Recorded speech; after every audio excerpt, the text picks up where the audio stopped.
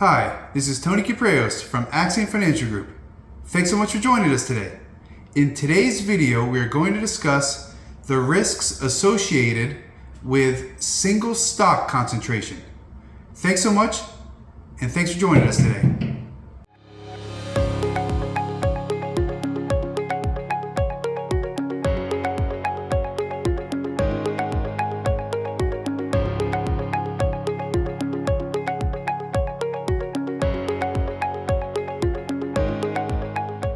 Single stock concentration. What does it mean? It means simply having too much of your portfolio in one stock.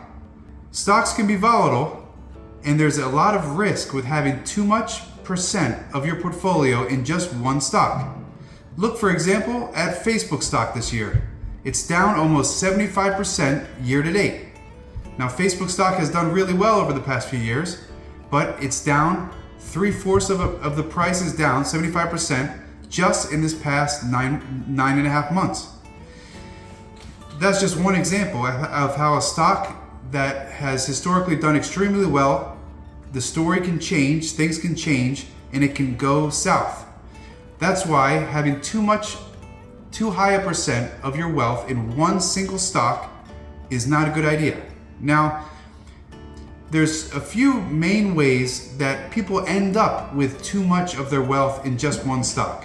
Typically, maybe they were gifted a large stock from maybe their parents or their uncle or another family member or another means, and that stock for the people that gave it to them was not that much of their portfolio, but for the inheritor, it is a lot more of their portfolio than it was for, say, their parents. So all of a sudden they have a stock that's maybe worth $100,000 and they have a net worth of maybe $500,000. So 20% of their portfolio is in one stock, versus maybe the person that gave it to them had $100,000 in a stock and had a $5 million portfolio. So that's one way that people end up with a stock that's too high of a concentration risk for their total portfolio. Tenor way is they worked at a company that ended up gifting them stock or awarding them stock for their tenure there, their work, what have you. The stock did exceedingly well, and now their portfolio is again too concentrated in one particular stock.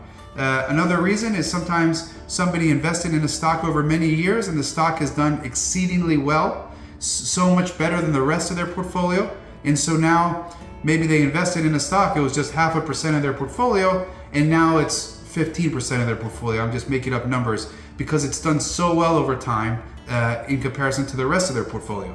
So there's many ways and reasons why somebody would end up with a stock that is too much of a percent of their portfolio.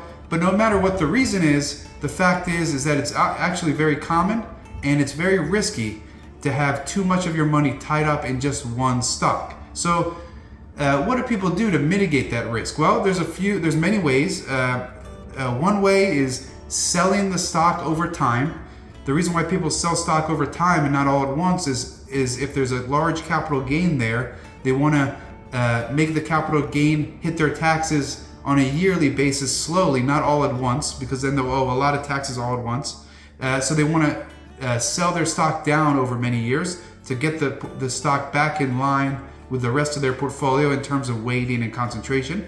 The second way is by using option strategies to hedge the movement of the stock, so that as you're making that stock less of your portfolio, you're using options to hedge it, and there's some techniques to do that, so that if the stock, for example, like Facebook did this year, down 75%, you would mitigate that risk of having such a large percent of your portfolio potentially falling drastically.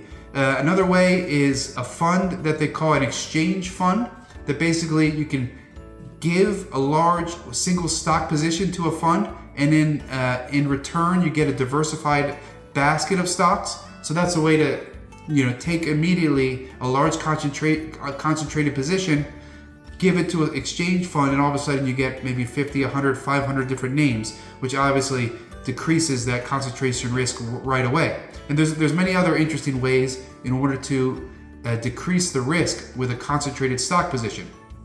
But no matter what technique you use, or which one is better for your scenario, it is very important, and it's a very common mistake and problem that we see people have too much of their wealth in just one stock. So I just wanted to point that out, and thanks so much for joining us today. I hope you took something away from this video and learned something. And if you want to discuss more details about stock concentration risk, just give me a call, and I'd be happy to talk about some of these techniques that people use in order to lower it.